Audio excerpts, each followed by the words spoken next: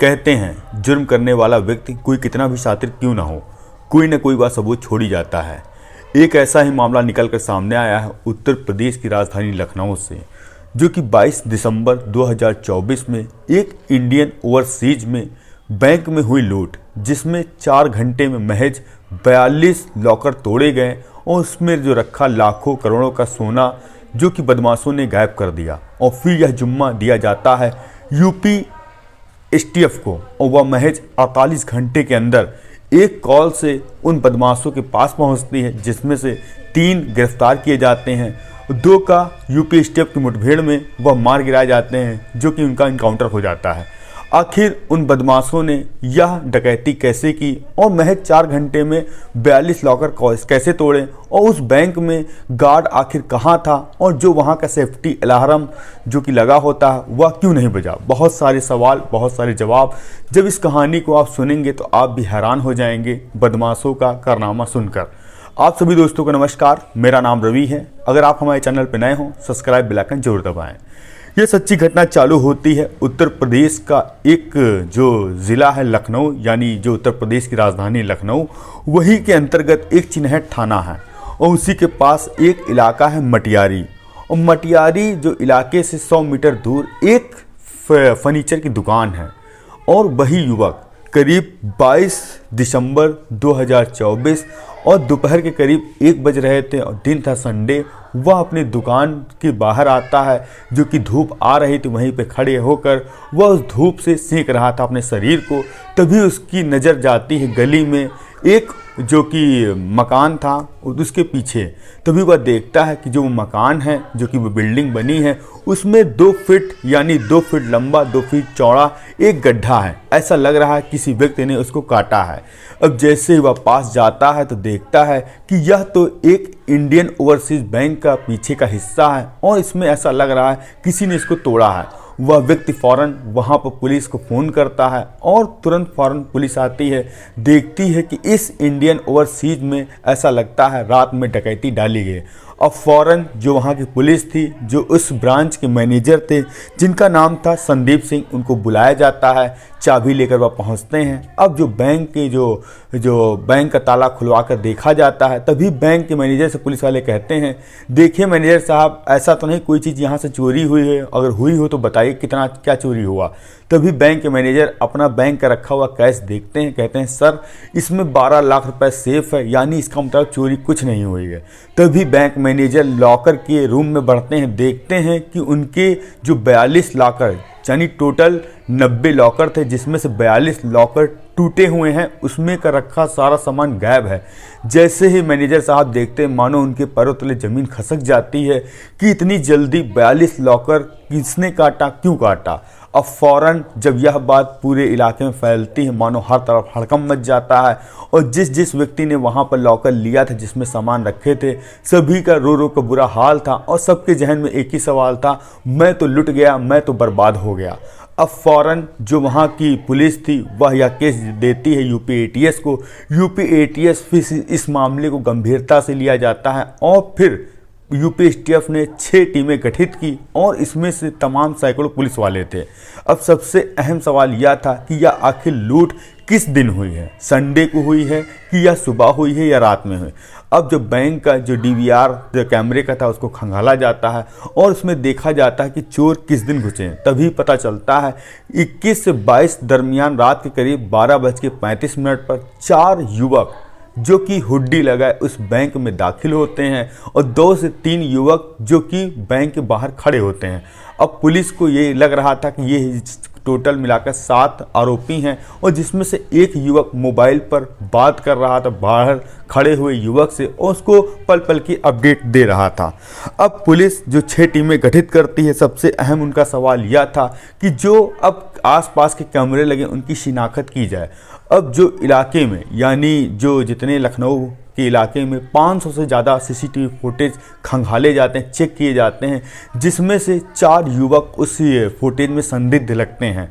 और जो एक युवक जो फ़ोन पर लगातार अपने साथी से जिसने 3 बार बात की, जब पुलिस वाले उस नेटवर्क के दायरे में, टावर के दायरे में जब उसको खंगालने का प्रयास किया जाता है, हज़ारों नंबर मिलते हैं कि उस एरिया में ऑन थे जिनमें लगातार बात हो रही थी, जिसमें से अब पुलिस वाले खंगालते हैं जो इंडियन ओवरसीज बैंक के पास में वह नंबर किसका एक्टिव था। तभी पता चलता है वह नंबर अरविंद कुमार, जो कि मूल रूप से बिहार का रहने वाला है। अब पुलिस वालों के पास उन चारों की फुटेज थी। अब पुलिस वाले उन सभी फुटेज को इलाकों में सर्कुलेट करते हैं तो पता चलता है कि ये लोग इंदिरा नगर का तकरोई इलाका है, यहाँ पर सभी युवक एक किराए के मकान पर रह रहे थे।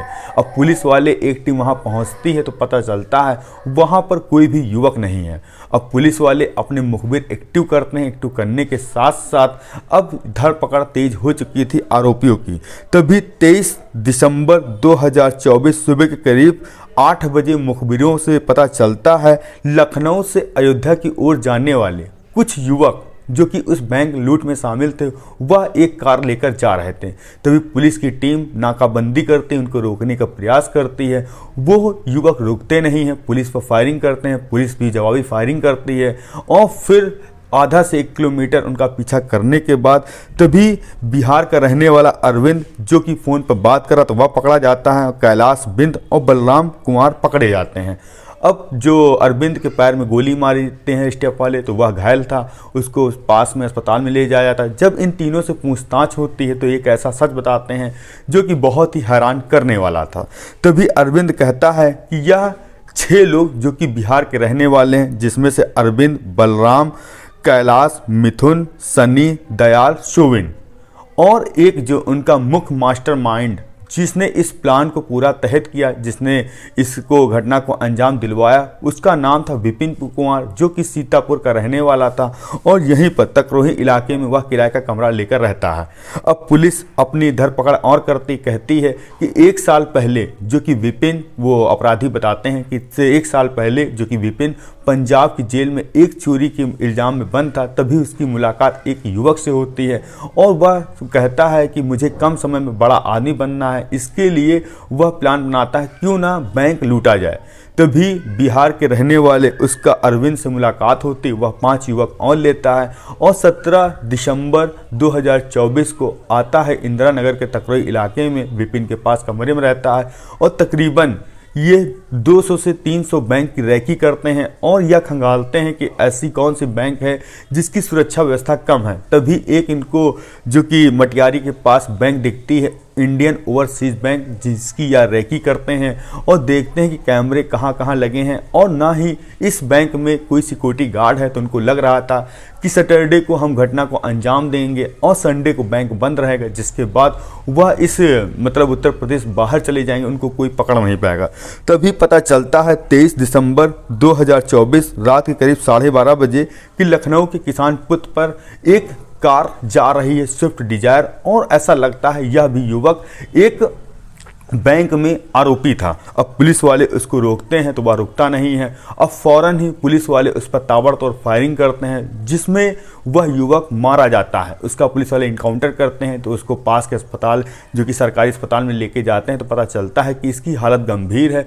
तो इसको राम मनोहर लोहिया अस्पताल लेके जाया जाता, पता चलता है यह मौत हो गई। और जब उसकी एक डायरी उसके पास निकलती है तो उसका नाम होता है शोविन कुमार, जो कि बिहार का रहने वाला था। अब पुलिस ने 3 आरोपियों को पकड़ा, चौथा जिसका इनकाउंटर हुआ। तभी वह 23 तारीख के दोपहर का समय ढल ही रहा था, तभी पुलिस को खबर मिलती है कि लखनऊ से महज 350 किलोमीटर दूर यूपी बिहार का बॉर्डर यानी गाजीपुर में एक युवक और है जिसका नाम है सनी देवाल, जो कि बिहार का रहने वाला है। अब पुलिस उसको भी पकड़ने का प्रयास करती है, एसटीएफ की टीम, वह भी पुलिस पर फायरिंग करता जो कि बाइक से भाग रहा था और उसके साथ एक युवक और था जो कि वह फरार हो जाता है, सनी देवाल, जो कि एसटीएफ की मुठभेड़ में मारा जाता है और उसका भी इनकाउंटर पुलिस वाले कर देते हैं।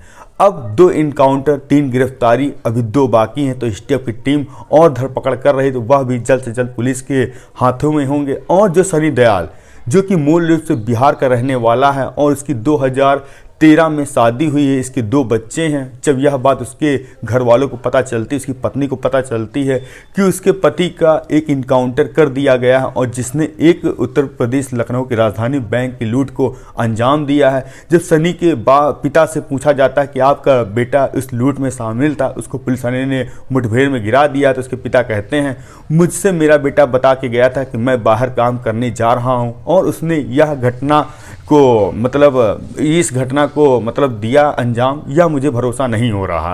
अब फौरन पुलिस जो बाकी 2 सदस्य हैं उनकी शिनाख्त में लगी, जो मास्टरमाइंड है सनी विपिन कुमार और एक मिथुन, 2 युवक अभी पुलिस की गिरफ्तार से बाहर हैं। वह भी जल्द पुलिस के हत्थे होंगे। और पुलिस ने जो माल बरामद किया है, जिसमें से सोना मिला है पुलिस को 4 किलो 93 ग्राम और चांदी मिली है 10 किलो 300 ग्राम और जो इसमें कैश मिला है वह मिला है 9,17,606 रुपये। अब पुलिस इस सब चीज़ों को अब हवाले करेगी बैंक अब इसके कोर्ट के पास जाएगी और इन सभी जो ग्राहकों का सोना चांदी है या कोर्ट में प्रूफ देना पड़ेगा, तब लोगों को मिलेगा। और यह कहानी सुनाने को उद्देश्य हमारा किसी को परेशान करना नहीं, बल्कि आप लोग जागरूक करना है कि सावधान रहें, सतर्क रहें। और कहते हैं जुर्म करने वाला कोई कितना भी शातिर क्यों ना हो, वह पकड़ा जरूर जाता है। जैसा कि एक चोर ने अपने साथी को फ़ोन मिलाया और जिसके बाद से सभी दर पदर पकड़े गए। धन्यवाद।